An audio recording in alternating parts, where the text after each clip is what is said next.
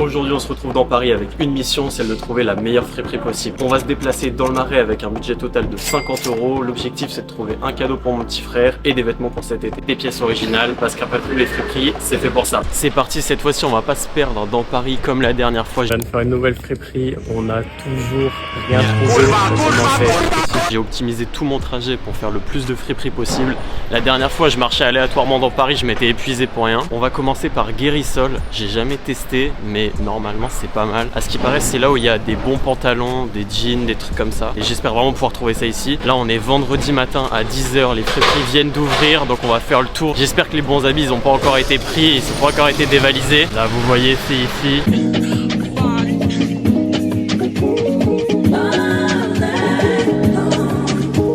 Bon, on va tester le pantalon, on va voir s'il va bien. J'ai pas assez de recul. Je sais pas vraiment si c'est bien. En fait, il est trop grand, mais tu vois, ça fait un peu un flow. Mais je sais pas si ça passe. En vrai, la pièce, elle est quand même grave originale. Donc, je pense que je vais la prendre. Et au pire, on fait retailler ça chez un tailleur. On va tester celle-ci. Ça, c'est pour mon petit frère, donc faut que ce soit légèrement plus grand que pour moi, parce qu'il est un peu plus grand que moi. Ouais, mon petit frère, il est plus grand que moi. Mais la pièce, elle tue, mais le problème, c'est qu'il y a une tache. Et j'ai peur que la tache, elle puisse pas partir. Vas-y, non, je la prends pas. Ok, c'est bon, on sort de Guérissol, on a fait le premier achat, la journée commence bien. Après, c'était un peu cher. Genre, j'ai trouvé que la friperie, elle est pas si ouf que ça par rapport au prix. Enfin, en fait, les prix sont ok parce que c'est des bonnes pièces. Genre, la qualité, elle est pas mal. Après, voilà, genre, c'est pas là que tu vas trouver tes petites pépites pas chères et tout. Genre là, c'est des bonnes pièces, mais il y a des prix genre tu vois 20, 15 € et tout, mais t'as une bonne pièce. Donc j'ai pris un pantalon pour moi, j'ai pas pris le pull pour mon frère parce qu'en fait il était pas ouf, j'aimais pas trop comment il taillait et il y avait une tache. J'espère qu'on pourra trouver quelque chose de mieux autre part. Là on va au Fripstar, bah il y en a un juste devant moi, parfait. On va faire les 3 qui sont rue de la Verrière et on va voir ce qu'on peut trouver.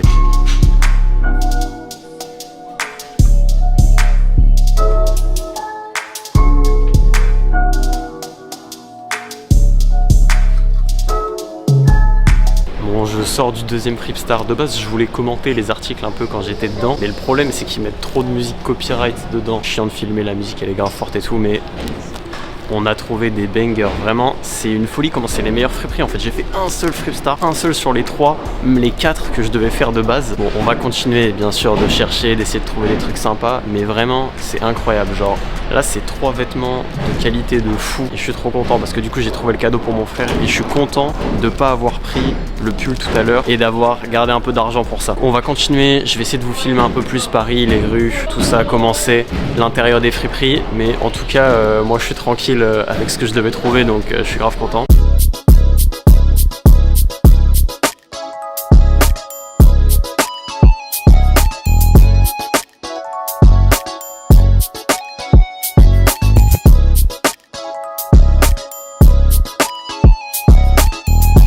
Je sors du Kilo Shop, franchement c'est pas du tout mon truc. Fripstar c'est 1000 fois mieux que Kilo Shop. Genre en fait les gens qui sont là-bas, il y a trop de touristes. Genre c'est pas assez friperie. C'est-à-dire que quand tu vas dans Fripstar, du moins ceux que j'ai fait là au début, tu vois que c'est les mecs clichés parisiens. Vous voyez les mecs, si vous venez à Paris et que vous fréquentez un peu le milieu de la sape, vous voyez forcément de qui je parle. Genre les mecs bruns, cheveux mi-bouclés, mi un peu en pétard mais pas trop, moustache, 25 ans, veste en cuir. Vous voyez, il y a que des mecs comme ça. Et ça, tu sais que du coup, la friperie, elle est bien parce que les locaux, ils sont dedans, quoi. Moi, j'aime bien m'immerger avec les locaux quand je viens ici à Paris faire les friperies. Et là, à Kilo Shop, il n'y a pas ces gens-là. Donc, tu sais que c'est pas ouf. C'est que des meufs qui sont avec leurs mecs. Ça se voit, elles les ont forcés à venir. Ils sont là, tu vois, juste pour faire un peu de shopping. Ils sont pas là pour chercher des vraies pièces.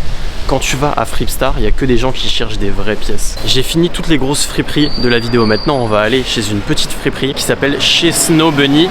À ce qui paraît, la réputation de cette friperie, c'est que c'est la friperie préférée de Bella Hadid, la mannequin. Donc normalement, on devrait trouver des pièces sympas et ultra originales. Je crois que c'est un peu cher, forcément, donc pas sûr qu'on va acheter des trucs. Mais au moins regarder et essayer de trouver des vraies pièces, quoi, des vraies pièces de friperie. Et bien sûr, je vous montre toutes les pièces portées à la fin de la vidéo. On fera un essayage vraiment calme chez moi, posé. Je vous montrerai exactement les pièces, les prix et du coup le budget, combien on a dépensé pour avoir tout ça. Franchement, c'est masterclass. Je suis ultra content des pièces qu'on a trouvées. Il fait beau. Hier, il pleuvait, c'était la tempête à Paris. Là, il fait super beau. On a trouvé les vêtements directs. Allez, direction chez Snow Bunny.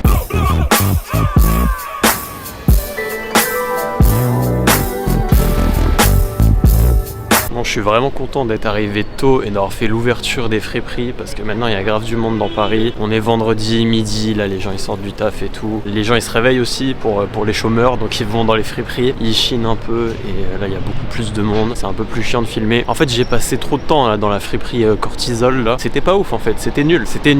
En fait c'était le Vinted basique. Vous voyez sur Vinted quand vous tapez Sweat, Nike, Vintage, bah c'est ça, c'est genre que des suites de marques genre Nike, Reebok, Adidas qui sont pas mal.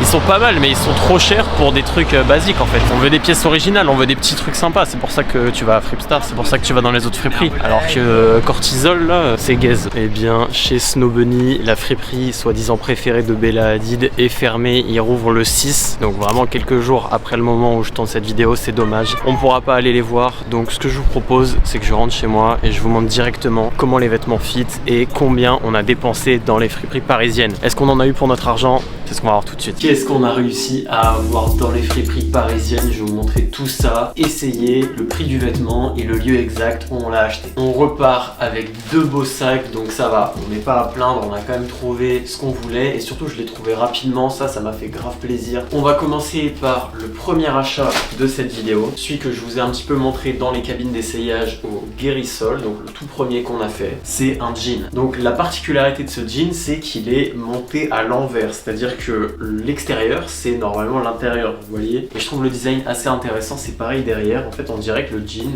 est à l'envers. Et vous voyez, l'intérieur, c'est l'extérieur normalement, donc c'est pas juste qu'on dirait qu'il est à l'envers, c'est qu'il est littéralement monté à l'envers, en fait, ils se sont pas cassés la tête. Donc je trouve que ça peut faire un délire, vous voyez, il est quand même assez grand, donc on va l'essayer. J'ai peur de regretter un peu cet achat, on va bien voir. Ouais, putain, là, vous voyez, même la braguette, du coup, elle est vraiment à l'envers, du coup c'est chiant, faut aller la chercher à l'intérieur. Ouais, c'est pas l'idée du siècle d'avoir fait un jean à l'envers, mais au moins c'est un peu original. C'est pour des pièces comme ça qu'on va en friperie. Si on veut des jeans basiques, des trucs basiques, on va autre part. Les fripes, c'est pour trouver des pièces intéressantes comme ça. Voici une fois mis le jean à l'envers du coup. C'est vrai que c'est spécial du coup. En fait c'est surtout la braguette moi qui me pose souci parce que du coup elle est vraiment plus foncée parce que c'est vraiment à l'envers. L'effet à l'envers il est vraiment là quoi. Enfin je veux dire, on dirait vraiment que j'ai mis mon jean à l'envers.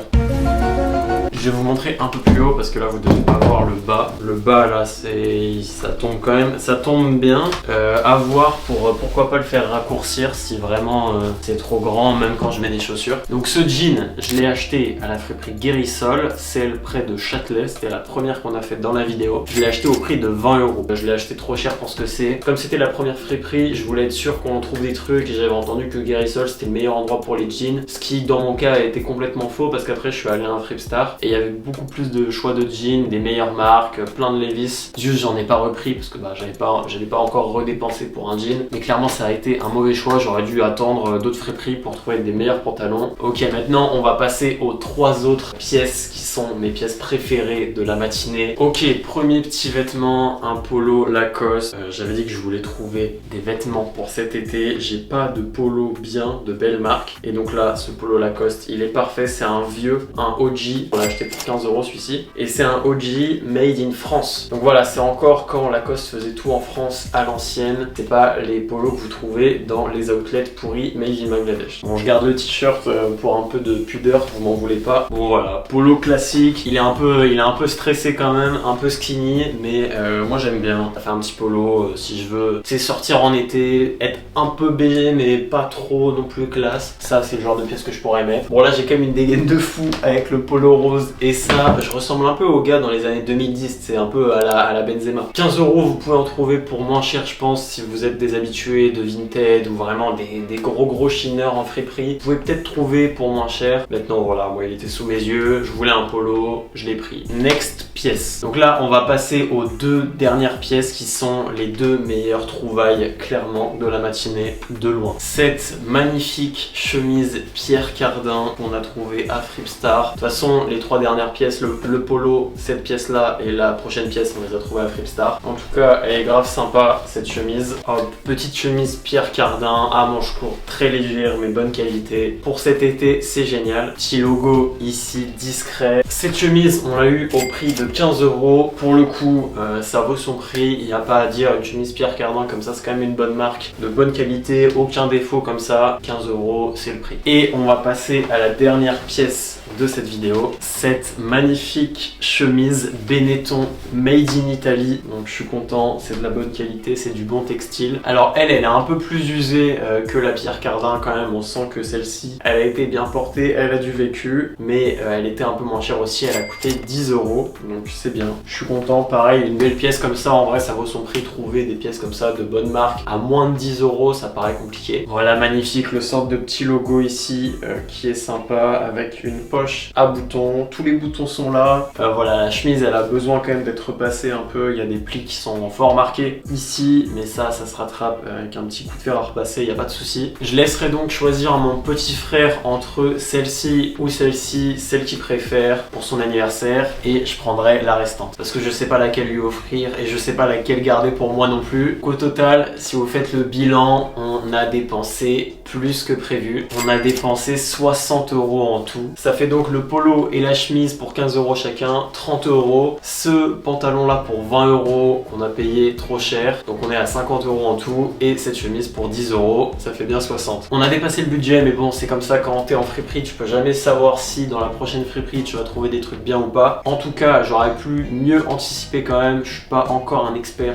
des friperies parisiennes. Là, on a fait mieux que l'épisode 2, je trouve. On a des meilleures trouvailles. Ça a été beaucoup plus rapide et ça a été moins chiant. Vraiment, j'ai plus facilement trouvé les pièces, donc je suis super content. Donc pour l'épisode 3, on va braquer les friperies parisiennes. Là, il y aura aucun répit. On va prendre toutes les meilleures pièces, budget de malade, et là, on fera pas l'erreur de prendre des pièces qui me vont moyennement comme le pantalon. J'espère que cette vidéo vous a plu. N'hésitez pas à faire des retours et critiques dans les commentaires, même si c'est négatif. Vraiment, n'hésitez pas, ça m'aide à m'améliorer et à faire des meilleures vidéos, en fait, vidéo après vidéo. C'est important que je remette tout le temps en question ma manière de monter les vidéos, ma manière de les tourner, de les raconter, parce que derrière, ça me permet d'en faire des meilleures. En tout cas, j'espère que vous avez passé une bonne vidéo. Si c'est le cas, n'hésite pas à mettre un petit pouce bleu et à t'abonner, ça aide énormément. Et écoutez les gars, on se retrouve à la prochaine pour un prochain épisode. Salut!